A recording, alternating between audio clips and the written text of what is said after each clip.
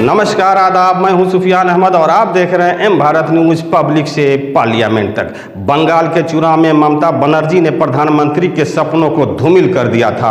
सही माने तो मोदी ने उस चकाचौंध को खो ही दिया था जो, और सच तो यह है कि जिसको लेकर के वह दिल्ली से पश्चिम बंगाल को जीतने के लिए निकले थे।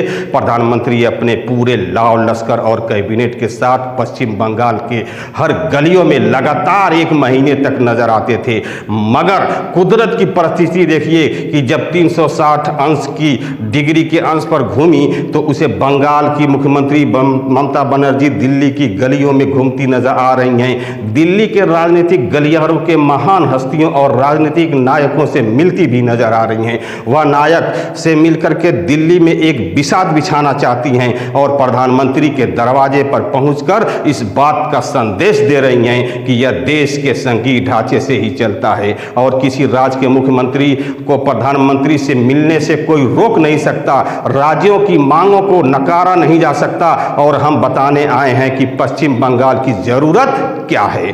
लेकिन ममता बनर्जी की मुलाकात में एक चेतावनी ये भी है कि शायद यह एक चुनौती भी है कि ममता बनर्जी ने मोदी और अमित शाह के लिए एक मुसीबत खड़ी कर दी है। पेंगासिस जासूसी कांड में जो फैसला मोदी सरकार को करना था वह फैसला ममता बनर्जी ने कर दिया। ममता बनर्जी ने सुप्रीम कोर्ट के रिटायर्ड जज और कोलकाता के हाई कोर्ट के चीफ जस्टिस की अध्यक्षता में एक न्यायिक आयोग का गठन कर दिया है, जिसके अध्यक्ष होंगे सुप्रीम कोर्ट के पूर्व अध्यक्ष जस्टिस लोक।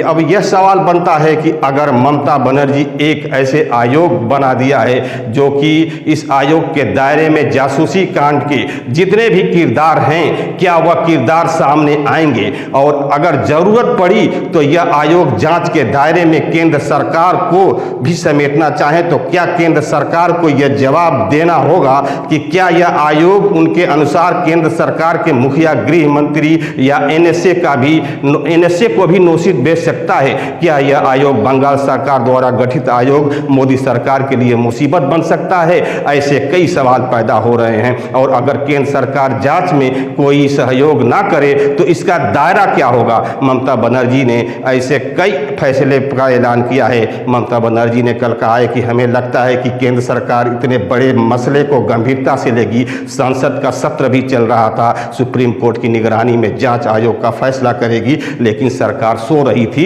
इसलिए यह सब हमें ही करना पड़ा। साथ में ममता बनर्जी ने 2 जजों का नाम और कमीशन का ऐलान कर दिया। सरकार ने जो जांच आयोग के दरवाजे बंद किए पड़े थे तो ममता बनर्जी ने क्या इसे खोल पाएंगी? इन सब का जवाब वक्त आने पर ही हम सबको मिल पाएगा। ओके, धन्यवाद।